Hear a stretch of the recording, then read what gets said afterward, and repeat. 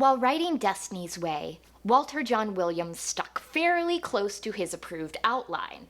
However, he did remove one subplot that slowed the narrative and ended up reworking it into a 90-page ebook novella. Ylesia was published in September 2002 and was available for download for $3.50.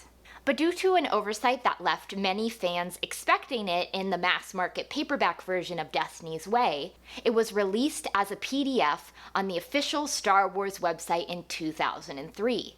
And it's still available on Wayback Machine if you look. However, it was also eventually released in paper format at the end of Troy Denning's The Joiner King in 2005.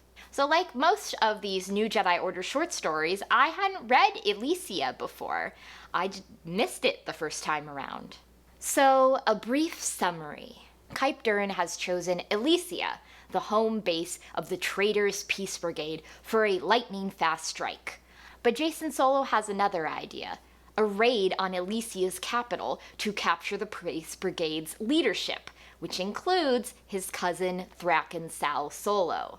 But when they come face to face with secretly dispatched Yuuzhan Vong reinforcements, the Battle of Ylesia will prove to be a very dangerous one. So first, a timeline disclaimer. Ylesia is set between chapters 21 and 22 of Destiny's Way. It's sandwiched in between the public knighting ceremony for the 9 survivors from the Merker strike team and Admiral Crayfay's in-and-out attack on occupied Duro. You could certainly read it at the end of Destiny's Way, but I think it helps to read it where it's set because it does explain some throwaway lines we get. So first, the good. I like that we got to see one of the minor skirmishes that Admiral Akbar's plan called for before the Battle of Ebook 9. Most of what we see are just names, throwaway lines, so it was nice to get to see the actual attack and how everything unfolded. Ylesia also explains why Jacen is serving on board Admiral Crayfay's flagship in Destiny's Way. In the novella, we get to see him in a starfighter trying to be part of Jaina's squadron and coming to the realization that he's not interested in piloting in the same way that she is and that his skills can best be utilized elsewhere. And finally, Ylesia is definitely a fast-paced read, and I found it easy to follow the action, which is not always taken for granted in these stories. Sometimes the physical action scenes are confusing and disorienting, but I felt like this was pretty straightforward and I could follow it from point A to point B. But on the meh front, I can definitely see why Ylesia was cut from Destiny's Way, because it just feels like an unnecessary, lengthy tangent. We hadn't really seen the Peace Brigade since Edge of Victory Rebirth, and we won't see them going forward because this shows us that, yeah, they rounded up most of their leaders, they're going to put them on trial, that's it. In this story, Jaina behaves with a reckless disregard for her life, but she's also worried about her newbie pilots. In turn, Jacen is worried about Jaina.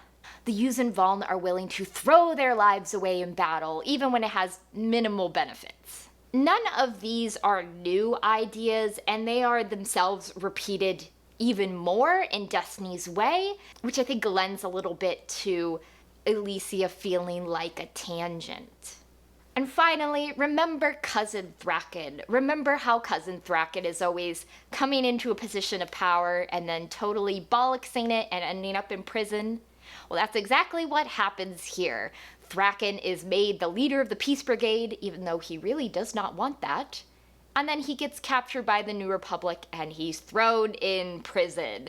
This is just par for the course with Thraken. This is how his life works. So if you were left wondering about the Battle of Ylesia after the few mentions of it in chapter 22 of Destiny's Way, yeah, maybe check out this novella. It's not essential for your understanding of the new Jedi Order series, and it features some repetition with Williams' previous novel, especially in regards to Jaina and Jacen. but it's quick and straightforward and ties up some loose ends in the series. So next time I'm going to be reading the first book in the Force Heretic trilogy by Sean Williams and Shane Dix, Force Heretic Remnant.